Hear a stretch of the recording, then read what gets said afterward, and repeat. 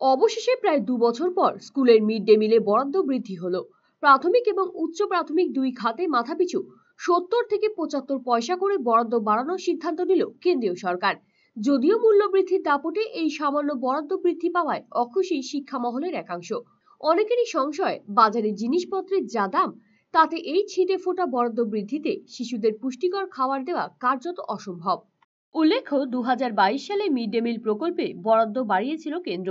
সেই সময় প্রাথমিক স্কুলগুলিতে মাথাপিছু বরাদ্দ বেড়ে হয়েছিল 5.45 টাকা, আর উচ্চ প্রাথমিকের ক্ষেত্রে তা হয়েছিল 8.17 টাকা। তারপর 2 বছর ধরে বরাদ্দ না বাড়ায় ক্ষোভ বাড়ছিল শিক্ষা মহলে। সেই পরিস্থিতিতে অবশেষে বরাদ্দ বাড়ল মিড ডে মিলে। প্রাথমিকে মাথা পিছু বরাদ্দ বেড়ে হলো 6.19 টাকা, আর উচ্চ মাধ্যমিকে 9.29 টাকা। তবে এই বৃদ্ধি খুবই সামান্য বলেই মনে করছে শিক্ষক সংগঠনগুলি।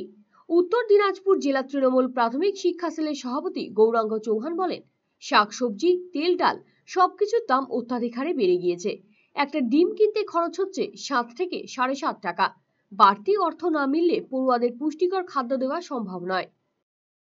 আপনাদের মিডিয়ার খবরের মাধ্যমে এবং আমাদের সংগঠন দিক থেকেও বারবার ভাবে বিভিন্ন ভাবে ডেপুটেশন প্রক্রিয়াও সম্পন্ন হয়েছিল, যার ফলে কিছুটা হয়তো বেড়েছে। মাত্র 74 পয়সাতে আমরা হতাশাগ্রস্ত, কারণ আজকে যেখানে এখানে ডিমের দাম প্রায় 60 টাকা 60.5 টাকার কাছাকাছি, রান্না করতে 10 টাকার কাছাকাছি চলছে। আমরা চাই যে অ্যাডিশনাল নিউট্রিশন যদি দেওয়া যায়, এই টাকার সাথে আরেকটা অ্যাডিশনাল নিউট্রিশনের যদি ব্যবস্থা করা যায়, তাহলে নিঃসন্দেহে আমরা ডিম, ফল থেকে শুরু করে মাসে একদিন করে মাংসটাও কমপক্ষে বাচ্চাদের মুখে তুলে দিতে পারবো। পুষ্টিকর খাদ্য তো শিশুরা পাবে। কম ছাত্র সংখ্যা বিশিষ্ট বিদ্যালয়গুলো একদম মিড ডে মিল, কিছু কিছু স্কুল তো মিড ডে মিল প্রায় বন্ধের মুখে চলে গেছিল, সেখানটা কিছুটা স্বস্তি, কিন্তু আমরা মনে করি যে এটা আরো বৃদ্ধি করা উচিত। বর্তমান বাজার দর যেভাবে করে ঊর্ধ্বমুখী, সেখানে 2 বছর 2.5 বছর নয়, এটা 6 মাস অন্তর অন্তর বৃদ্ধি যদি করা যায় বা বছরে 1-2 বার যদি বৃদ্ধি করা যায়, তাহলে খুব ভালো হয়। মিড ডে মিলে এই বরাদ্দ বৃদ্ধিতে অখুশি এবিপিটি এর জেলা সভাপতি নির্মল বোস। তিনি বলেন, সামান্য স্বস্তি মিললেও পড়ুয়াদের এই পয়সায় পুষ্টিকর খাদ্য দেওয়া খুবই কঠিন। তার মধ্যে মোট ছাত্রের 65 থেকে 70% জন্য অর্থ বরাদ্দ হয়। অবিলম্বে বরাদ্দের পরিমাণ বাড়ানো উচিত। আমরা দীর্ঘদিন যাবতই একটা আন্দোলন, আমরা কর্মসূচি গ্রহণ করেছি যে আমরা দাবি করেছিলাম একটা ছাত্র প্রতি 12 টাকা, ন্যূনতম 12 টাকা করা হোক, যাতে আমরা মিড ডে মিলটা সঠিকভাবে পরিচালনা করতে পারি। আর তার সাথে আরেকটা দাবি করেছিলাম যে বিদ্যালয়ের 100% স্টুডেন্টের জন্য এই বরাদ্দটা করতে হবে। সেক্ষেত্রে আমরা দেখছি যে আমাদের সরকার 65 থেকে 70% ছাত্রছাত্রীর জন্য বরাদ্দ রাখছে।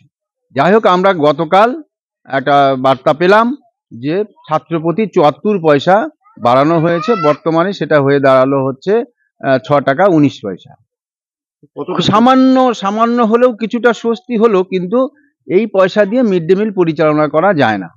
এই বরাদ্দ বৃদ্ধিতে পুষ্টিকর খাদ্য দেওয়া সম্ভব হবে কিনা তা নিয়ে আশঙ্কায় রয়েছেন অভিভাবকেরাও। আমি তো শুনেছি 5 টাকা 45 পয়সা আগে ছিল, এখন 6 টাকা 15 পয়সা 19 পয়সা হয়েছে। আমার তো মনে হয় না যে এইটুকু পয়সা বাড়িয়ে কোনো উপকৃত হবে, কারণ হচ্ছে এখন যা শীতকালে যে সবজির দাম যে হারে বাড়ছে, আর স্কুলগুলো তো আর একটা খাবার একই দিনে খাওয়ানো হয় না, বিভিন্ন দিন প্রতিদিন এক একটা খাবার খাওয়ানো হয়। তো সেই খাবারের ওপরে তো দামগুলো ভিত্তি করে কি না, যেরকম পনির করে, ডাল করছে, সবজি করছে, সোয়াবিন করছে, মাংস করছে, ডিম করছে, তো সেগুলোর তো দামগুলো একই থাকছে না, সেগুলো দামগুলো বেশি থাকে। তো আমার মনে হয় না যে এইটুকু পয়সা বাড়িয়ে নিয়ে কোনো উপকৃত পাওয়া যাচ্ছে। RCTV সংবাদ, রায়গঞ্জ।